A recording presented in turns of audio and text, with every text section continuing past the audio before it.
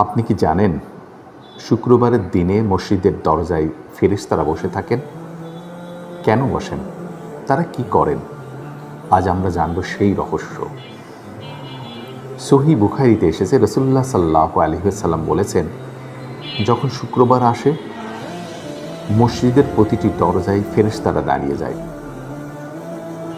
তারা যে আগে আসে তার নাম আগে লিপিবদ্ধ করে, আর যে পরে আসে তার নাম পরে লিখে।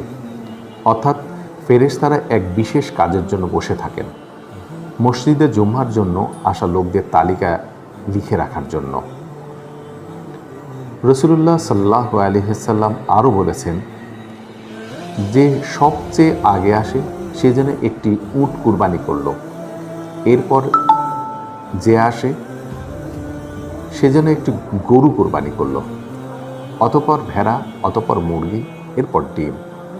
যখন ইমাম বেরিয়ে আসেন তখন ফেরেশতারা তাদের দফতর বন্ধ করে খুতবা শোনেন। অর্থাৎ আগে আসার যতটুকু গুরুত্ব ফেরেশতারা নিজ হাতে সেই সওয়াব লিখে রাখেন। ফেরেশতারা শুক্রবার দরজায় বসে থাকেন দুটি কারণে। এক, মুসল্লিদের আগমনের সময় রেকর্ড করতে। দুই, কে আগে এসেছে কে পরে এসেছে তা আল্লাহর কাছে পেশ করার জন্য। এভাবে প্রতিটি মুসলিম যেন আল্লাহর কাছে সম্মানের সাথে উপস্থিত হন, এভাবে প্রতিটি মুসলিম যেন আল্লাহর কাছে সম্মানের সাথে উপস্থিত হচ্ছে, আর ফেরেশতারা সেই সাক্ষী হয়ে থাকছেন।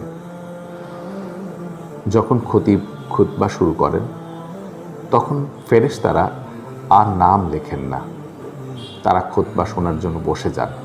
এর মানে হলো জুমার খুতবা এবং নামাজের সময় মতো উপস্থিত হওয়া অত্যন্ত গুরুত্বপূর্ণ।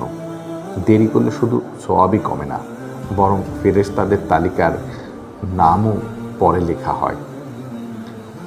তাহলে বন্ধুরা, শুক্রবার শুধু সেরা দিন নয়, বরং ফেরেশতাদের উপস্থিতির দিন। তারা দরজায় বসে আমাদের নাম লিখে রাখেন। আসুন আমরা চেষ্টা করি জুম্মার দিনে আগে মসজিদে পৌঁছাতে, যাতে ফেরেশতাদের তালিকায় আমাদের নাম প্রথম সারিতে লেখা হয়, আল্লাহর কাছে সর্বোচ্চ পুরস্কার লাভ করি।